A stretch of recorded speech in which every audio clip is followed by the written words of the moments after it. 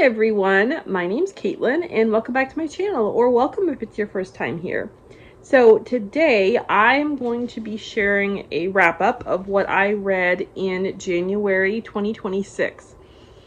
So last year I tried doing recent reads where I would do a wrap-up for 2 months of reading at a time, but I've decided this year, since I am doing monthly TBR videos again, that I would just do a monthly wrap-up video each month as well. So that's what this video will be. And yes, I am still wearing my white Christmas shirt. We always need Christmas, in my opinion. So yes. Okay, so let's jump into it. If you're new to my channel, in my wrap-ups, I talk about the books that I rated 4 stars or 5 stars during the month. If I rated something less, if I would rate something less than that, I usually don't rate it on Goodreads, and I don't talk about it in my wrap-ups. So if you want to see a full list of everything that I read, check out my Goodreads. It's always linked in the description box below, and feel free to direct message me on Instagram. Any questions you may have about any of those books, I would be happy to discuss them privately. Yeah, I just prefer to keep things positive on my channel, so I just talk about the books that I loved. So in January, I read a total of 10 books, and plus 2 short stories that I will talk about at the end of this video. So let's jump right into it. The first book I read was Partnership in the Pear Tree by Savannah Scott. This is a companion novella to her Getting Shipped series, so it's set in Bordeaux, Ohio. We're back there again. And this is about Jesse, who is the police officer in town. He has appeared in, I think, all of the other books. And yeah, so he gets his own story. And as you can probably tell from the cover, we have a bit of a meet ugly in this one, because the girl has come there to be their new officer. And yeah, Jesse,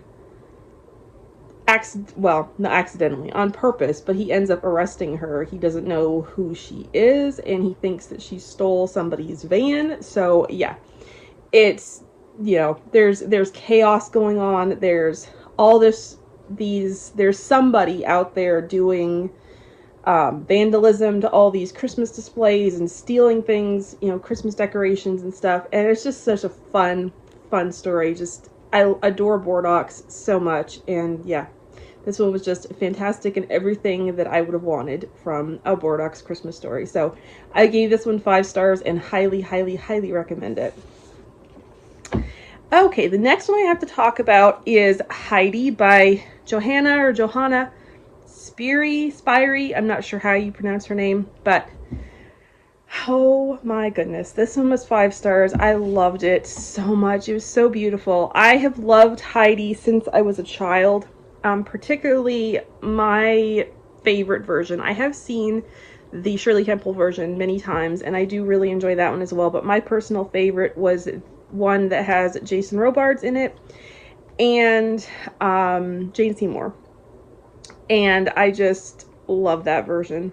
I love it. I love it so much. And this book, I was blown away by how closely that movie stayed to the book. And it was just, it's a beautiful, delightful story. I highly recommend it. It was 5 stars. I read this for a challenge that I'm doing, which I forgot to mention in my reading goals video. I am doing an Over in Search of Wonders reading the classics challenge this year. So I read this one for a 5-star prediction, and it was 5 stars for me. So yeah, I highly recommend it. I loved it so much. It was beautiful. And there's also absolutely beautiful faith elements in it that I was sort of expecting, but not like to the extent that they were. And it was wonderful. Loved it so much. Okay, and then next up is Summer Ever After by Kortney Keisel. So this is the first book in the Falling for Summer series. I've not read any other books in this series yet, but this one was 5 stars for me. I love Kortney's writing anyway, and this one was super fun. So this is about a girl who is trying to find her happily ever after. So she goes out trying to orchestrate different bookish romance tropes, trying to find a match. But she always ends up getting thrown back together with this guy that she knew that is sort of, I think he's her brother, he's her best friend's brother. And she had a secret crush on him since 7th grade. And he's now a pro golfer. And he's back on this island. And yeah, it's just so fun. It's such a fun read. Delightfully bookish and hilariously funny. The audiobook is also fantastic. I believe all of Kortney's audiobooks are duet narrations. So the guy does all the guys' voices and the girl does all the girls' voices. And that's just my favorite thing on the planet. And so yeah, I gave this 5 stars, highly recommend it, and I'm looking forward to reading more in the series. I don't know that I will read all of them, but yeah, there are definitely several that I'm looking forward to, and I don't think you need to read them in order. They're all set on the same island, but I don't think they have to be read in order. So, but this is book 1 anyway, so yeah, highly recommend it. Okay, and then next up is another 5-star, and that is Things You Save in a Fire by Katherine Center. And I loved this book. I gave this one, as I said, 5 stars also. Yeah, this is one of her older books. This is one that I've had since 2022 when it was gifted to me. And I've been wanting to read it ever since then. I just never got around to it. But it is a beautiful story. It is a beautiful story of forgiveness. And yeah, it's just incredible. So this is about Cassie, and Cassie is a firefighter in Texas. And she gets a phone call from her estranged mom, who lives, which I didn't know this going into this book. The majority of the book is actually set in Massachusetts, which I thought was really interesting. So she gets a call from her mother saying that her mother's having vision issues. She just had surgery and wanting her to come and stay with her for a while to kind of help her out. So then she gets into some issues at work because of something that happened that you'll have to read the book to find out. So she's essentially being forced to resign from her position at the firehouse in Texas.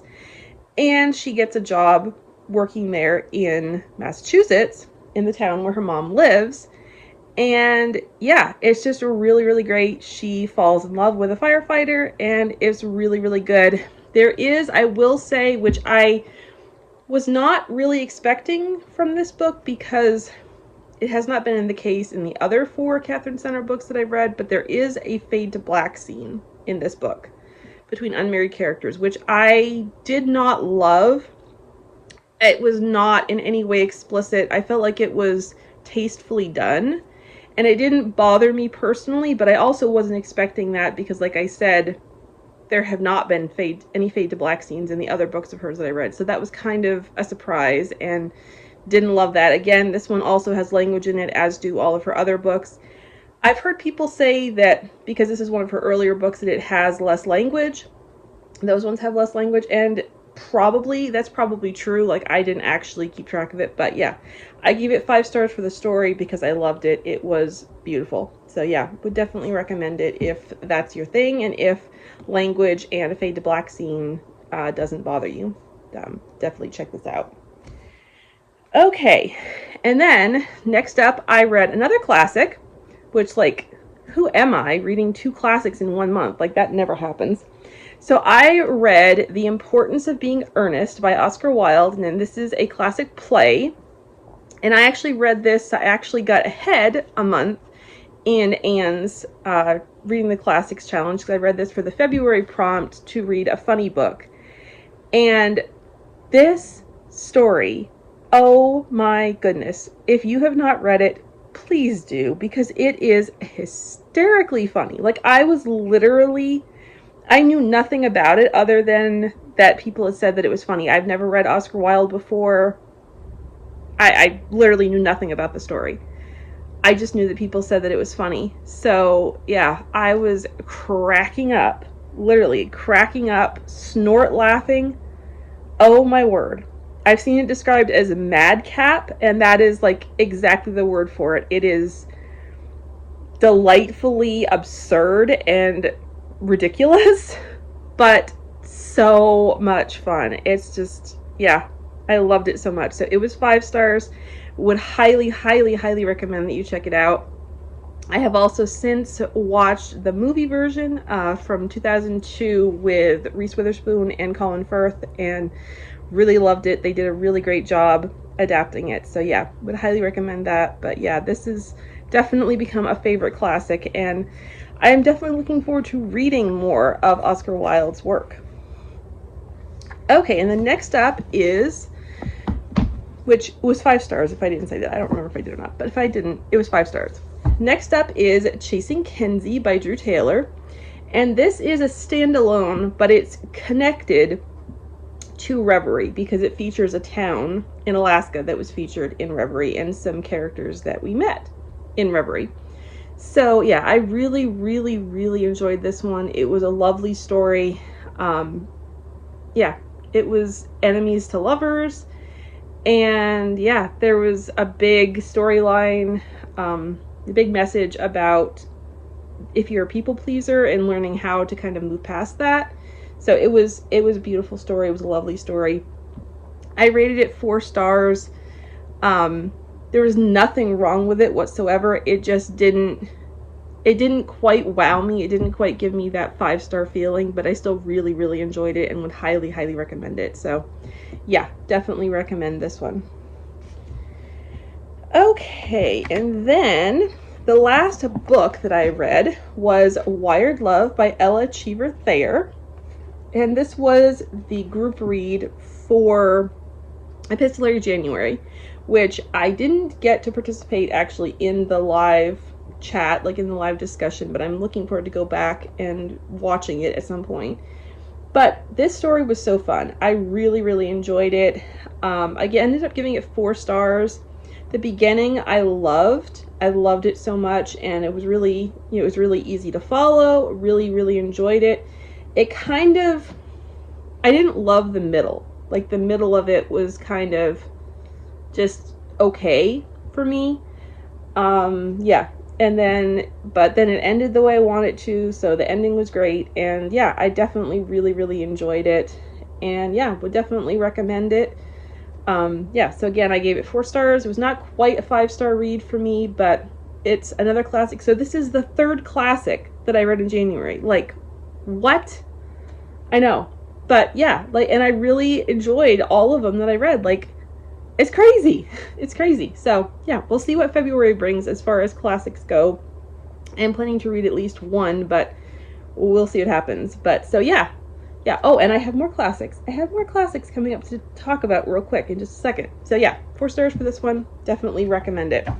Okay, and then lastly, which I didn't rate because I couldn't rate them because the versions that I have are all part of a short story collection, and I haven't read all of the stories in the collection yet, so I haven't rated it. But I read 2 short stories by Nathaniel Hawthorne. I'd never read anything by him before, but I read Young Goodman Brown and My Kinsman Major Molineux, which are, again, 2 of his short stories, and I really, really enjoyed both of them. I loved getting to participate in fellow booktuber Sarah Coller's Nathanuary readathon that she does. So that was really great, and yeah, I really liked his stories. I liked the symbolism that he used. Yeah, I found them to be surprisingly easy to read and understand, given how long ago they were written and the fact that they were set in colonial times. I found them very easy to read and understand for myself, and yeah, so there you go. There's 2 more classics that I read in January. Craziness. But yeah. So that's everything that I read. Well, not everything that I read in January, but everything that I would rate 4 or 5 stars that I read in January. I would love to hear about something that you read in January and loved. And yeah, let's chat in the comments below. And thank you so much for watching. Bye.